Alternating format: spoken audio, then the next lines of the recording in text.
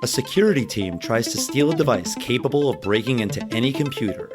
Listen as we chat about temporary artificial flatulence, a pointless goose, and being wound too tight from a ponytail. Then we find out if 1992's Sneakers stands the test of time.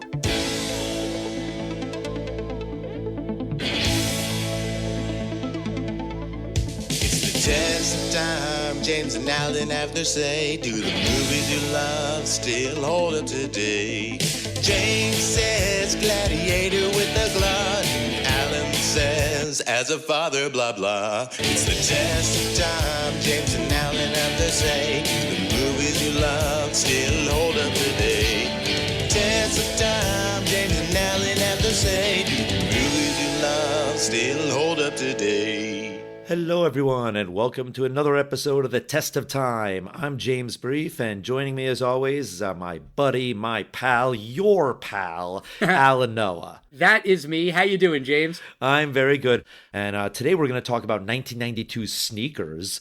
Yeah. Before we get into Sneakers, I wanted to talk to you about this thing I did the other night. I went to see Back to the Future in 4DX. Have you ever seen a movie in 4DX? No, I don't even know what that means. The chairs vibrate, basically. They move and they shake, and sometimes there's little jets of air that kind of shoot out at you, or water sprinkles at you. It's not also in 3D, which is a little confusing. I think the 4D movies that I've seen at Disney World, there's one for Bug's Life and one for Muppets, although I think both of them are gone now. Whatever. But those are also in 3D, and there's like the tactile thing. 3D Muppet Vision? Yeah. That's gone. Yeah. It's gone. But yeah, so I saw that Back to the Future was being re-released for the 40th anniversary, and I don't know for sure that I'd ever seen the first Back to the Future in the theater. 2 and 3, definitely. I have vivid memories. The first one, I was like, maybe I did, maybe I didn't. I would be down to see it on the big screen. And then I was like, you know what? It would be even cooler to see it in 4DX and, be in the vibrating chair. So that way, when Marty's in the DeLorean going back in time, it jostles you around a little bit. It was pretty cool. Whether they throw some dry ice smoke in the place when they have dry ice in Back to the Future? Is that what happens too? No, they don't do that. But at the end, when Marty's getting ready to go back to the future, and he and Doc are outside talking, there's a storm because there's going to be lightning. There was wind in the theater, and not even just like in the little jets like right by your head, because that happened at other times. It was just windy in the theater. That was pretty cool. It just felt like we're in the storm with Marty and Doc. When Biff crashes into the manure, there was not a manure smell, which is probably good. Although I was kind of thinking that would have made it more immersive. Well, how do you get rid of that smell that quickly? So that's the problem. In the Muppets one in Disney World, I'm pretty sure there's a fart. Or maybe that was at the Stitch ride. There is one ride where there's a little fart smell and you go, ew, and then it's gone. But I would definitely go and see other movies in 4DX. I don't know that I need to do it for every single movie, but one piece of advice would be don't eat a burrito while sitting in a 4DX movie. There was a Chipotle right next to the movie theater, and I grabbed a burrito and brought it in, and it's really hard to eat a burrito in a chair that is shaking violently. That was a mistake. But let's talk about Sneakers. This was a movie you wanted to talk about. Had you seen it before? Yeah, I've seen this film a few times. Okay. When we did our hacking trilogy, War Games, Hackers, and Swordfish, our friend Dom Monfrey texted me and said, oh, you should do Sneakers as kind of a hacking kind of movie. I was like, yeah, sure, cool, whatever. We'll get around to that. After having watched the movie, I don't know that it's fully a hacking movie. I mean, it has elements of it. It kind of feels more like a hacking / heist movie, a hacking heist hybrid, as it were. You're right in that we don't really see much hacking. The only time we do see what would be conventionally hacking is when they use a tool. The whole point is like anyone can break into anything with this. Right. So you make a fair point. It's a little bit more closer to like more of your typical spy stuff than I'd say more your conventional hacking thing. Yes, I agree. But why don't you tell our listeners what the movie's all about in case they haven't seen Sneakers? Sure. This movie is about Martin Bishop, Robert Redford's character. He's the leader of a team of expert hackers who test corporate systems for vulnerabilities. His crew includes ex-CIA agent Donald Creese, blind sound expert Whistler, experts Wiz Mother, and young computer genius Carl. Their lives make a turn when the NSA agents approach Bishop with a deal: retrieve a mysterious black box from a mathematician in exchange for clearing Bishop's criminal record. The team succeeds, but soon discovers that the box is a powerful decryption device capable of breaking into any code in the world.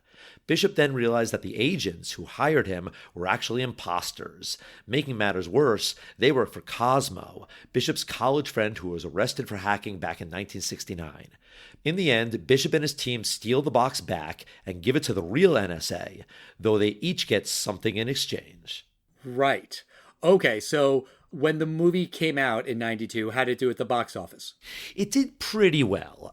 This was a movie that came out on September 11th, 1992, and had a $26 million budget, so, a modest budget for the early 90s. It opened at number one with $10 million. It actually stayed at number one for 2 weeks in a row, and the movie had over a 5 times multiplier in the States. It ended with $53 million after $10 million opening, so it had legs, and it ended up with $105 million worldwide. So, certainly made some money.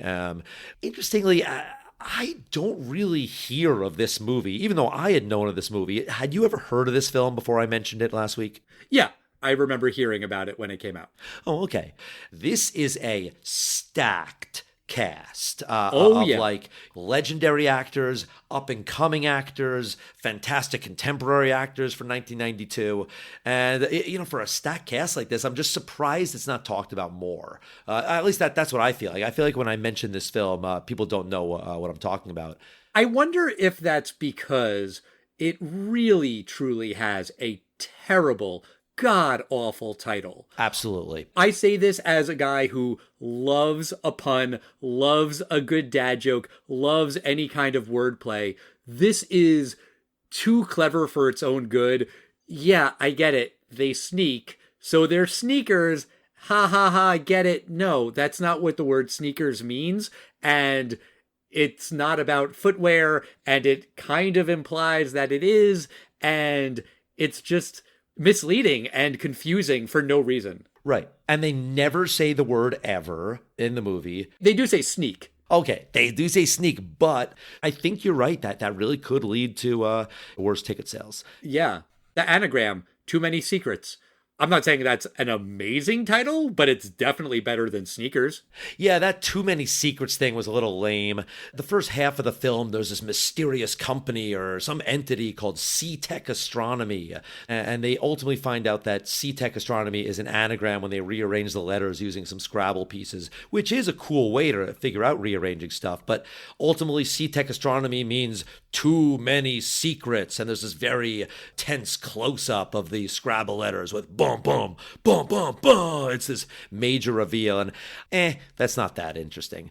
It's a little bit lame. They do sort of tease that in the opening credits, where the credits are anagrams, at least in the beginning. I don't think they do it for all of the credits, but when they first start, it's just some random nonsense words, and then the letters rearrange, and it spells out Robert Redford or whatever. So they are kind of hinting that anagrams will come into play later. Absolutely. And I thought that was a cool opening credit scene. I like that. Yeah. But the cast includes 3 Oscar winners and 5 Oscar nominees. We got Robert Redford, Sidney Poitier, who is, of course, not just Academy Award winner, but the first African-American Best Actor Award winner, and Sir Ben Kingsley. Mm-hmm. Then you have the Oscar nominees. You got Dan Aykroyd, Aykroyd, David Stratham, River Phoenix, James Earl Jones, and Mary McDonnell.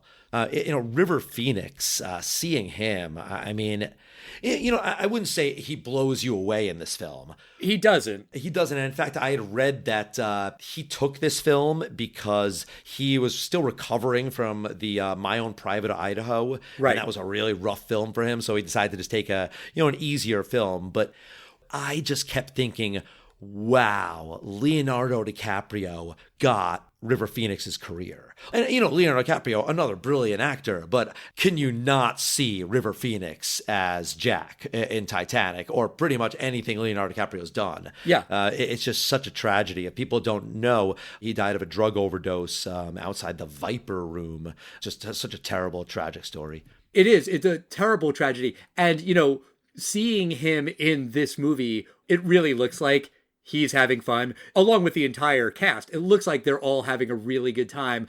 And his character, Carl, of the ensemble, of this group of hackers, spies, security agents, whatever, he doesn't get the most screen time. And that always happens, in any heist movie, in any ensemble cast. Some get more screen time than others. But he just looks like he's having so much fun. And knowing that he would die the following year, it does make it that much more tragic. I wanted to mention the opening scene with young Martin and young Cosmo. Oh, yeah. Kind of only because I was talking before about seeing Back to the Future, and that dorm room that they're in, that was filmed in the clock tower building. You can kind of recognize it. It's dressed up to look more like a college dorm.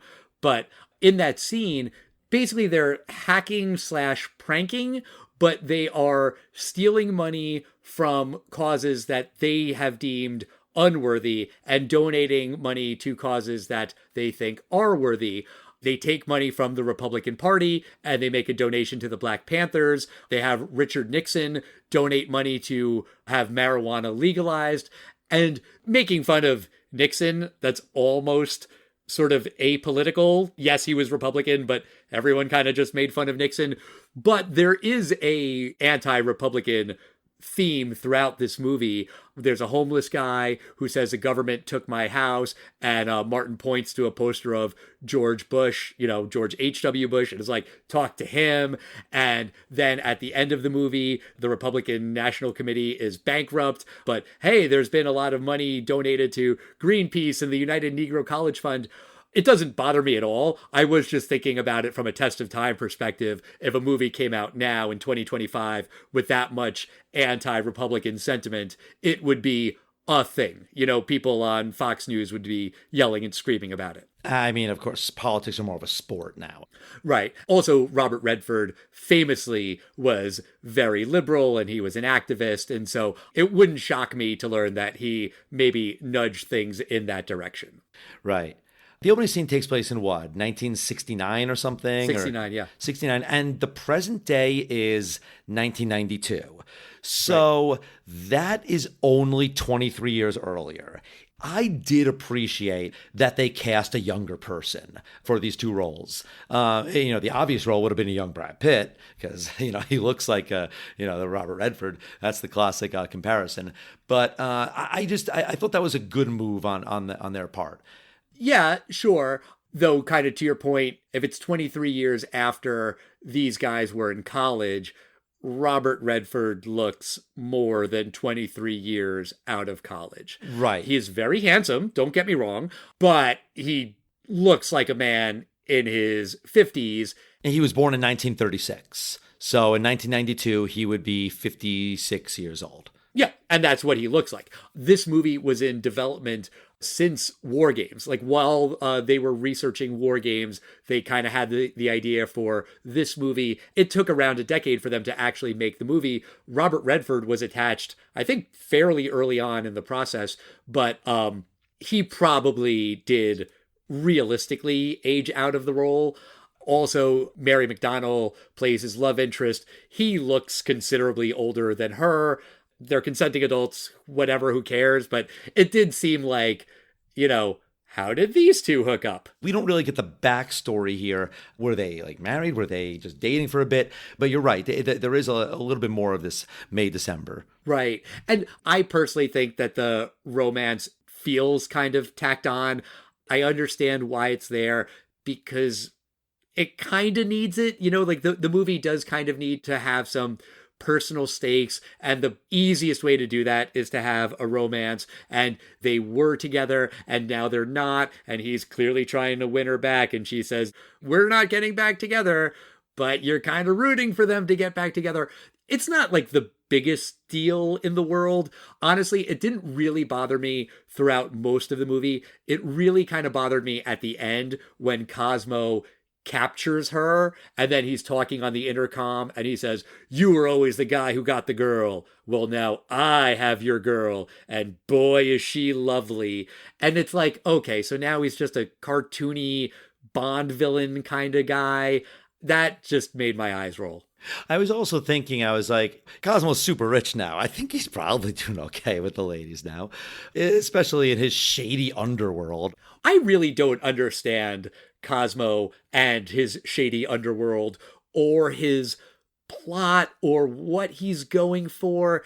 It's kind of confusing. So he gets out of jail because he helps out some other people in jail who are connected to the mafia. He organizes their books and helps them launder money. Okay, cool. So is he still working for the mob when he's trying to steal the black box? Does he want the black box for the mob, or does he want it for his own separate purposes, which is what he says to Martin when they go into like the soundproof room, we're going to get rid of rich people and poor people and make everyone the same? Is that why he wants the black box? You ask a very good question. So I'll call the bad guys Playtronics Incorporated, because that's the name of their fake little toy company that this base is. Like, all the bad guys are there. But who are they? That's a very good question, because you have to remember this is 1992, so the Soviet Union is gone, and they make the mention of like the Russians are quote unquote friends now. Had this movie been 1982 and not 1992, easily it's Eastern European or it's Soviet or it's Russian.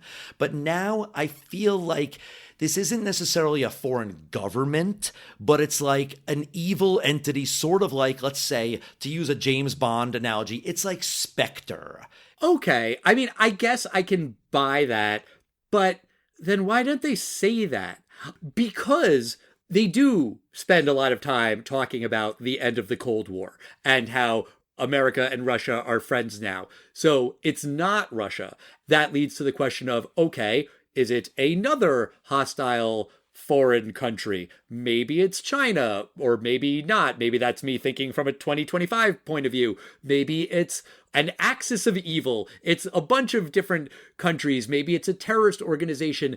When Martin says, so you're just working for organized crime? Cosmo's like, it's not that organized. But then who is it, you know? No, that part was his origin story. I don't think he's working for the mob now. I really don't get the impression that Playtronics is the mob. I think Playtronics is a lot higher than the mafia. I agree. It does seem like this toy company is more of a sinister operation, or not even just sinister, but like it doesn't read this is a mafia operation.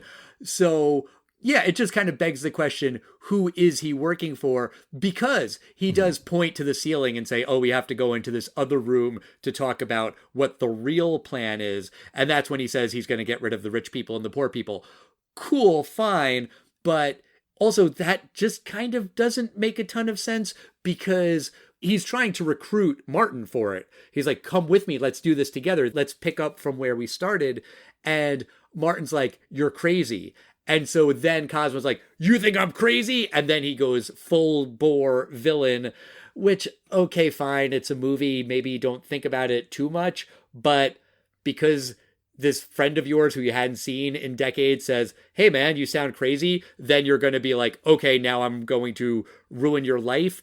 Even still, okay, then take the black box, which he has, and then use it to get rid of the rich people and the poor people. It seems like he kind of sits on it for a while Martin and his friends do all this surveillance and they find out about Tobolowsky and go through his garbage. Like, he has that device for a long time. If that's what he wants to do, he's smart enough he could just do it. Martin rejected his offer to do it with him.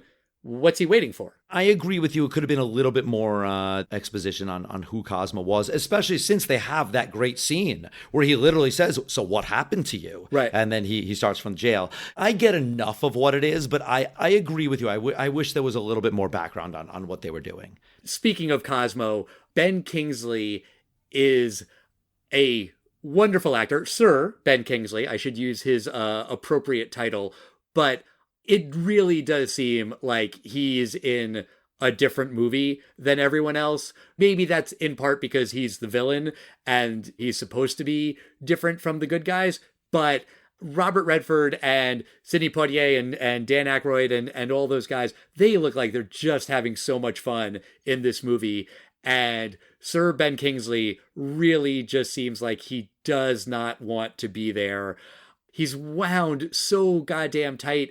Maybe that's the ponytail?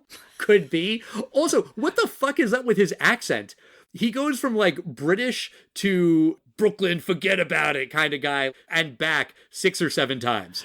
I didn't pick up this the accent changing, but oh yeah, I agree with you that he's not having as good a time as everyone else is. He has one scene with Robert Redford, and then I guess on the roof at the end he has a scene, but for the most part he's not really talking to anyone interesting. Right. Well, let's talk about the comedy, because I think that there are moments in this movie that are really, really funny, and there were some moments that didn't really land for me. There's a scene when Martin confronts the mistress of the mathematician. Actually, he doesn't really confront her. She walks in on him snooping around in his office. And then he makes up this whole story that he's actually married and it's an affair. And he was hired as a PI by his jaded wife. Honestly, I feel like the way that scene starts is pretty funny because Bishop goes up to the door and it's got an electronic lock, which looks kind of like nothing. It looks like something you would see in a Chipotle bathroom. You just punch in 245 and get in. But Sidney Poitier is like, that is impossible to hack. Impossible. And then he's kind of listening on the earpiece of like, oh, you could try this.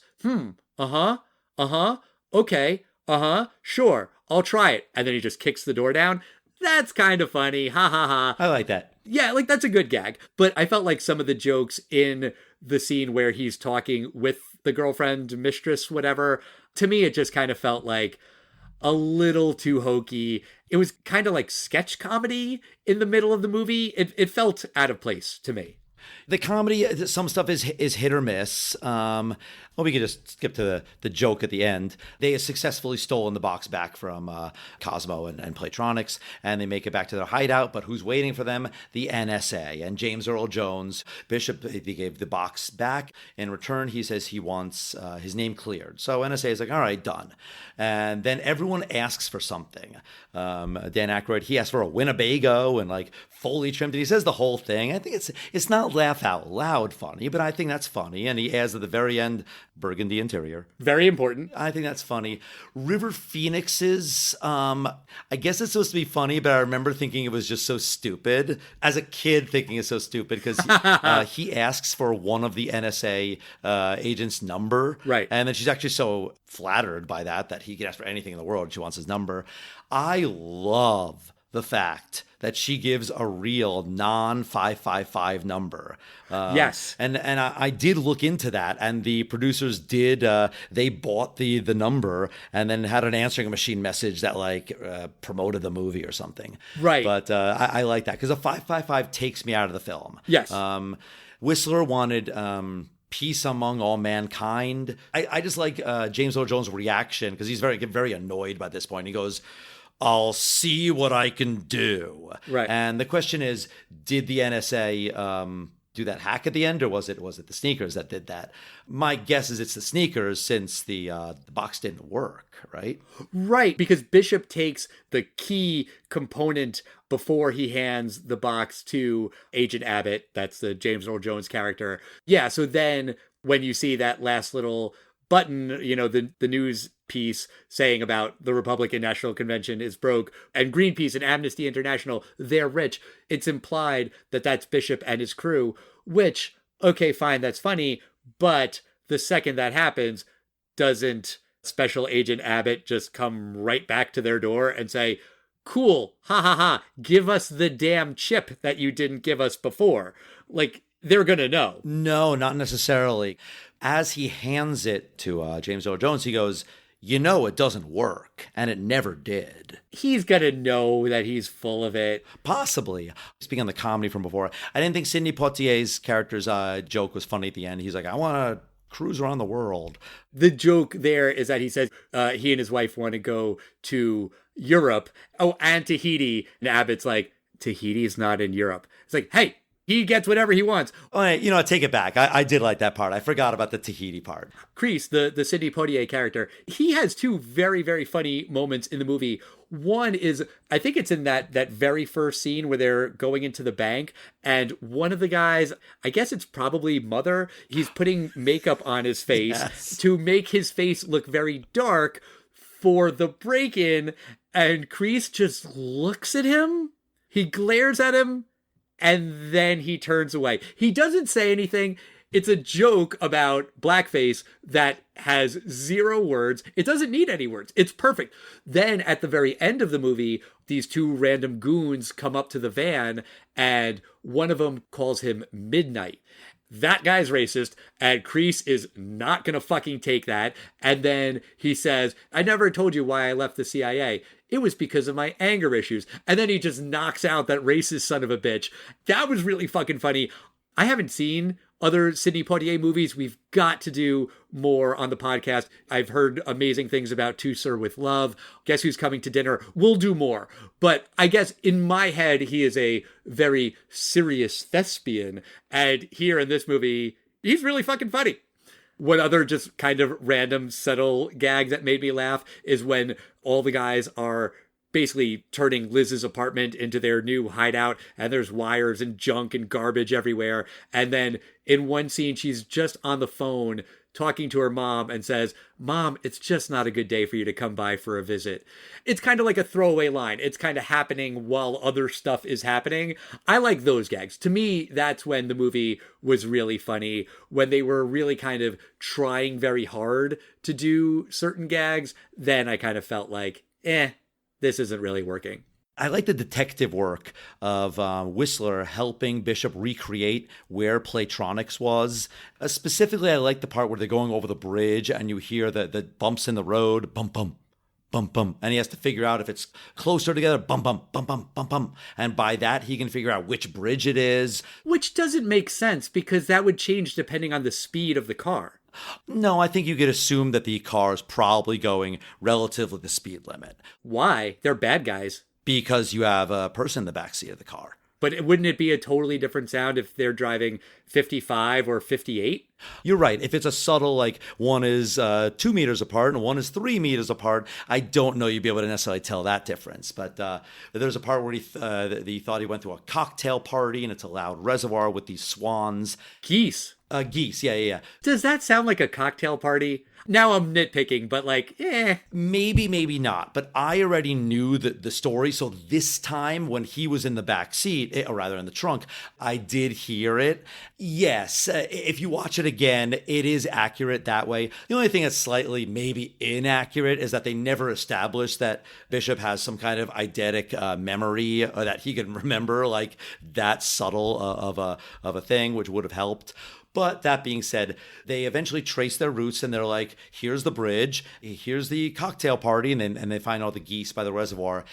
And then there is this zoom in on this one goose in particular, and then it goes to the next scene. And I'm like, wait, is there going to be a goose? And this particular goose, is he going to have a point in this story? And no, there's no point. I just thought that was very funny that why did they zoom in on this goose? I didn't even notice that. That's really interesting. Director of photography did that for some weird reason. Maybe it was his pet goose. Who knows? But I thought it was funny. All right. But what do you think about the movie as a whole, James? Do you think that Sneakers stands the test of time? I have thought since I was a kid, there's something wrong with this film. As in, like, it's not as good as it should be. Okay. I can't quite put my foot still on what is wrong. You can't put your foot on it? Don't you mean you can't put your finger on it? I can't finger on it. I mispronounced foot as finger. Sorry, it's a thing I do. Okay, all right, I'll let it go. I'm going to put my foot down versus I can't put my finger on this. I think I'm mixing up phrases there. You're mixing metaphors again. If you're trying to learn English from the Test of Time podcast, sorry, I just screwed you over. Oh, man, you set him back years. Yes. Talking with you today, I do realize that I wouldn't say that the cast is 10 years too old.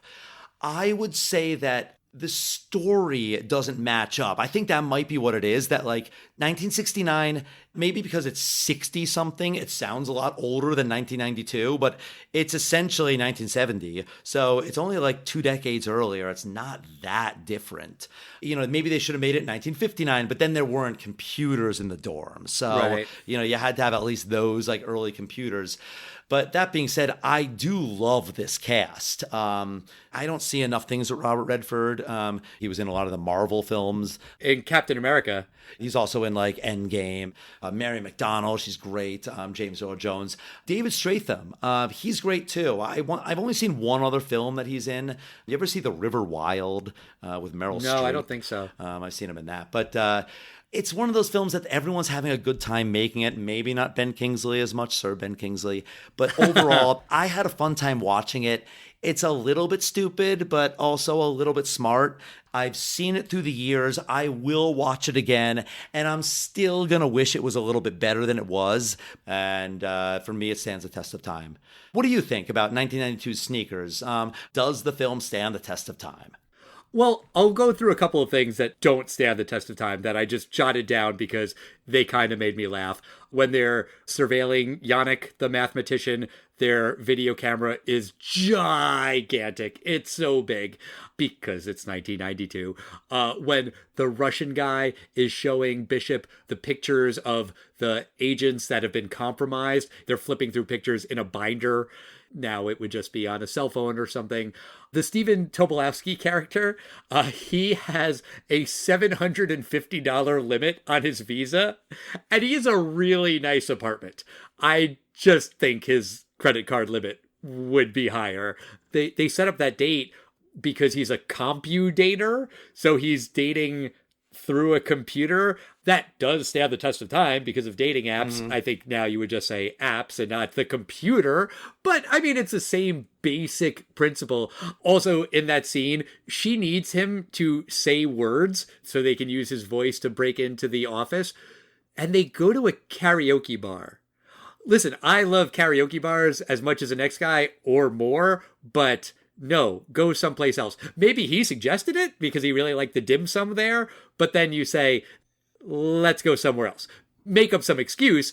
But also, she's bad at making up excuses because the last word that she needs him to say is passport. She starts by asking him, so do you like to travel? And he says, I've never left the country. And then she's like, can you say the word passport? Like, no, just keep talking about traveling. Ask him if he has a passport. Then if he says, no, I don't have one, I don't know, think of something else. But this guy is smart. She's a beautiful woman. Presumably he doesn't date much. He should be suspicious, and he should definitely be more suspicious when she says, say the word passport because I like it. That, to me, was just kind of annoying. But also, this character, Liz, she's not a spy. She's new to this world, so she's going to make mistakes, I guess. Whatever. You know, I think really the biggest thing about this movie that doesn't stand the test of time is all of the talk about the Cold War. Not even that the Cold War is over, but that the Cold War just ended. This is a recent development, and the America-Russia relationship, it's different now. It could very well change in another 5, 10, 20 years. Who the hell knows? But what Cosmo says about the world that they do live in, I'm just going to read the quote. He says, There's a war out there, old friend, a world war, and it's not about who's got the most bullets. It's about who controls the information. What we see and hear, how we work, what we think. It's all about the information. Holy fucking shit. That's more than just standing the test of time. That is prescient. That is unbelievable that that line was in a movie from 1992. If that was in a movie that came out today, I'd be like, contemporary, right, sure. It defines what warfare in the 21st century will be. Yeah, like that blew me away when Cosmo said that in whatever accent he was using at that particular moment in that particular scene, who knows. But it's all information, it's misinformation, it's disinformation. That Absolutely. is power. This is a movie that takes place in the Bay Area, and it's about a super rich genius who has decided that he is going to create the new world order. Yeah, that feels really fucking topical in the year 2025. I have problems with this movie. I have questions about plot holes and things that just don't make any goddamn sense. But I really feel like with that kind of idea at its core, I'm going to say that, yeah, the movie does stand the test of time, even if you're going to roll your eyes at some of the tech and the landlines and the fact that the little black box is hidden in an answering machine. Yeah, that is a thing that doesn't stand the test of time. But I think just the movie as a whole, like you said, it's entertaining, it's funny, it's a good watch, far from perfect. But yeah, I will say that the movie stands the test of time. And I look forward to watching more Robert Redford movies and more Sidney Poitier movies on the podcast. But that's going to do it for us this week. Next week, we are going to be talking about our very first Steven Seagal movie. We're going to watch Under Siege. Are we going to follow it up with 12 episodes in a row of other Steven Seagal films? We will definitely not do that, because that sounds like a really bad time. But in the meantime, we want to hear from you guys. We are at Test of Time Pod on Facebook, X, Instagram, and Threads. Write to us. Let us know your thoughts on sneakers, the movie, not footwear. Or if you listen to this whole episode because you're a hardcore sneakerhead and you've just been really confused and you keep waiting for us to talk about sneakers, sorry. I mean, the end theme song is playing. No. If you've been listening the entire time, I'm going to give you something. Air Jordans. But which ones are you talking about? There's so many. You know, the one that people want the most, that one. Oh, okay. Well, thank you very much for clarifying. But we'll see you next week, everybody. Bye. Bye.